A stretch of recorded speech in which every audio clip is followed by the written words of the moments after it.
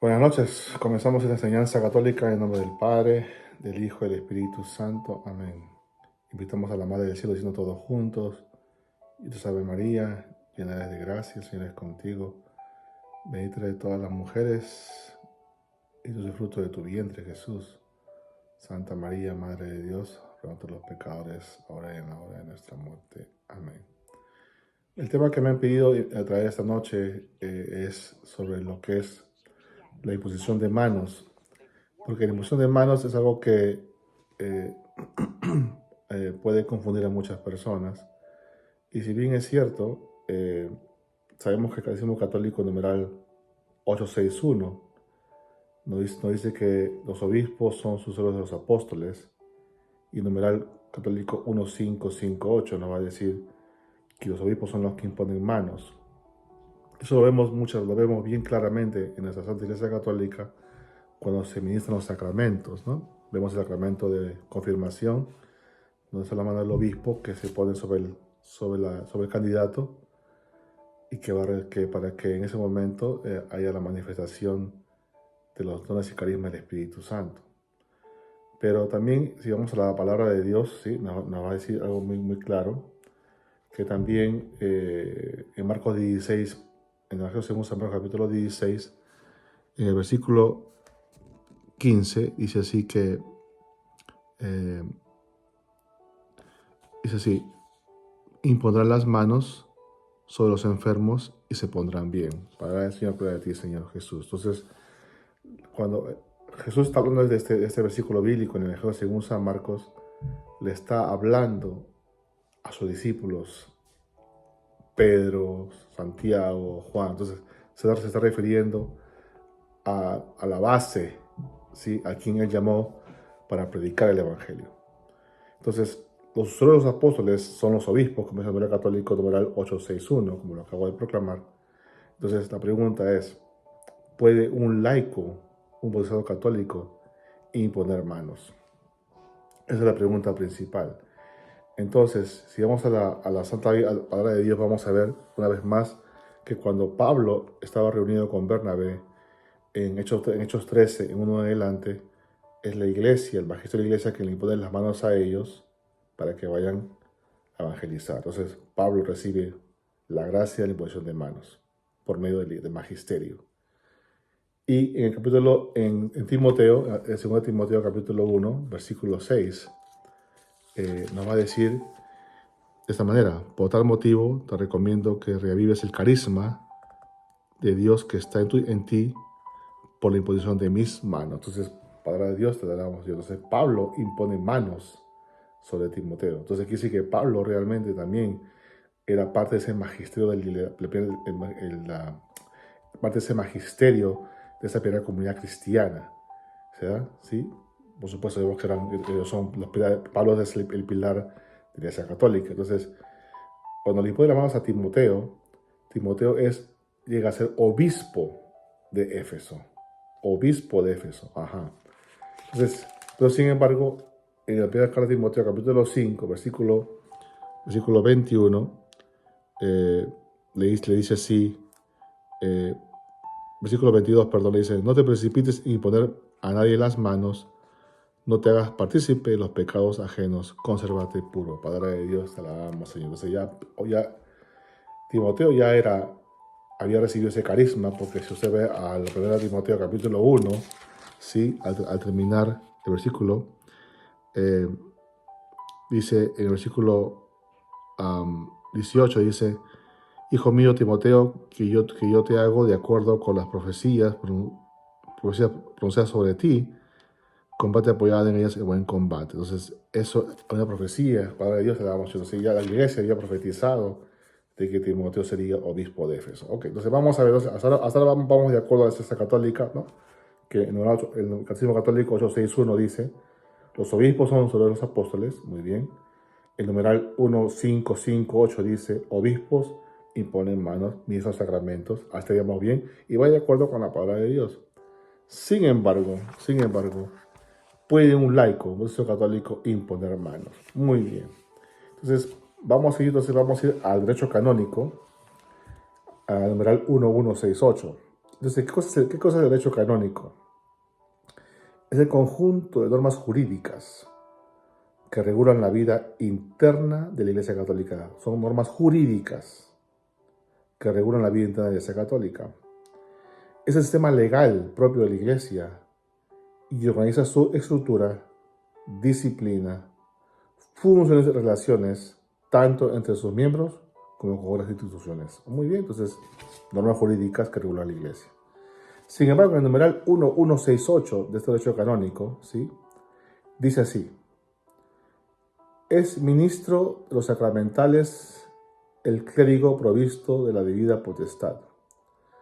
Pero según lo establecido en los libros litúrgicos y a juicio del ordinario, algunos sacramentales pueden ser administrados también por laicos que posean las debidas cualidades.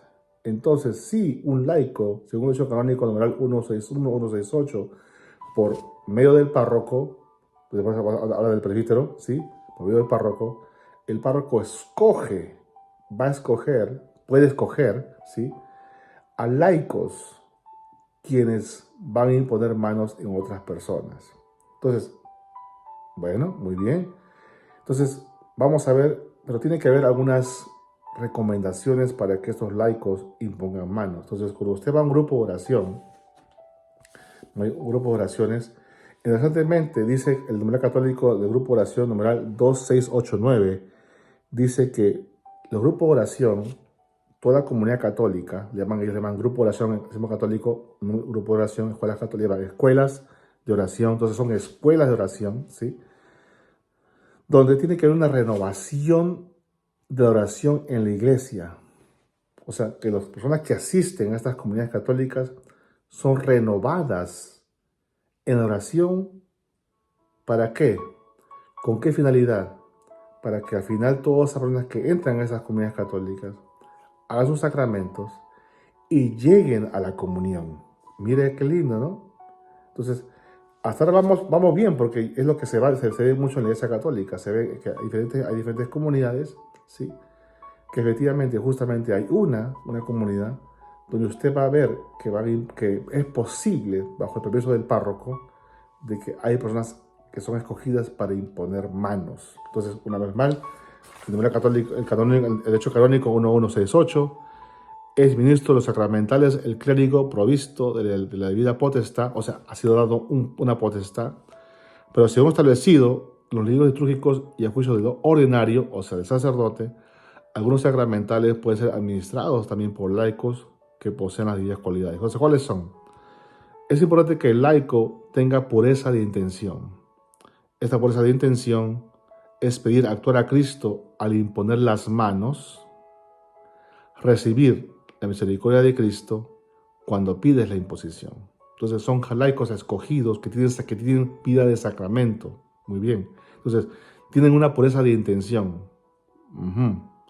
Y le piden actuar a Cristo al imponer las manos. Entonces ellos entienden que es Cristo que a través de estas manos de los laicos va a ser transmitida una gracia, ¿sí? El laico que hace ese gesto debe hacerlo sin solemnidad, sin ánimo de protagonismo, sin pretensiones, sino más bien con sencillez e informalidad. ¿Qué significa? Que cuando ese laico es invitado a imponer las manos, no lo hace para aparentar que de él tiene un poder o lo hace para que lo vean, sino prefiere mantenerse informal, o sea, prefiere estar fuera de protagonismo porque sabe que esa gracia no viene de él, sino que viene del mismo Cristo. Tercero, el laico debe ser ejemplo de sana vida cristiana, muy vinculado a la vida de la iglesia, que goce de buena fama. Las personas que imponen las manos tienen que ser personas entregadas a Dios. Muy bien. Entonces, tiene que tener una vida sana cristiana. Sana vida cristiana. Entonces, ¿qué significa eso? Que acude fervientemente y respeta fervientemente los sacramentos y que vive una vida en sacramento, o sea, que recibe la Santa Eucaristía, que se confiesa a menudo, ¿sí?, que es su ayuno, su oración, y que sobre todo dice aquí que está vinculado a la vida de la iglesia, o sea, que está envuelto en la iglesia, está envuelto en el ministerio, está envuelto en la parroquia, y que goce de buena fama. Muy bien. Cuarta condición. Estas imposiciones de manos deben conducir a los sacramentos y a una mejor y más auténtica vida eclesial, o sea, dentro de la iglesia. Porque hay personas que recuperando la salud se podrían contentar con esto y sería una pena que abandonaran la vida sacramental y no volvieran a la Santa Misa. La imposición de manos no debe ser un sustituto de los sacramentos. Si Dios sana con este gesto es para que mejoren su vida cristiana como signo de vida nueva. Es decir, que la persona que está ministrando, que impone manos, ¿sí? Que impone manos, es Cristo que da ese poder para que el recipiente, o sea, el que recibe esa gracia, si Dios lo permite y sana, se haga sus sacramentos y regrese a la Santa Misa, no que lo reciba un milagro y se vaya. Quinta condición. Debe conocer bien a aquella persona a quien se le va a imponer las manos, que va de acuerdo a Timoteo capítulo 5, versículo 20 y 22, donde dice, no impongas las manos a la ligera, tú siendo obispo, Timoteo. Acá el laico debe tener bien presente que debe saber a quién le va a imponer las manos, porque se puede transmitir lo que la otra persona tiene al laico. Entonces, por eso que el laico, si es escogido por el párroco y tiene la autoridad potestad de la potestad del párroco a imponer las manos, debe vivir una vida sacramental, confesión, ayuno y oración, para que nada de lo que, si llega a imponer las manos a una persona que no conoce, nada de esos espíritus de esa persona se le transmita al que impone las manos. Sexto, no debe usarse el gesto en nadie que se niegue a él, como tampoco a enfermos inconscientes o moribundos si consta que no lo habrían querido recibir. Es decir, no puede obligar a una persona a que le imponga las manos. O sea, si es el laico comprometido, no puede obligar a la persona que está en oración a recibir la imposición de manos. No es necesario. No lo puede forzar, es lo que está diciendo. Entonces, tampoco se debe tampoco empujar a la persona para atrás. Eso tampoco es correcto, porque estás obligándole a que se caiga, porque está diciendo que ese poder viene de ti, y eso no está bien. Empujar no es correcto, ¿sí? Entonces, dice aquí, séptima condición, quitarle a este gesto todo lo que pudiera quitarle su carácter cristiano y sagrado. No darle un carácter de magia o esotérico o algo por el estilo. Conviene despojar este gesto de fantasías y divagaciones que buscan la sugestión en la gente, o sea, manipular a la gente.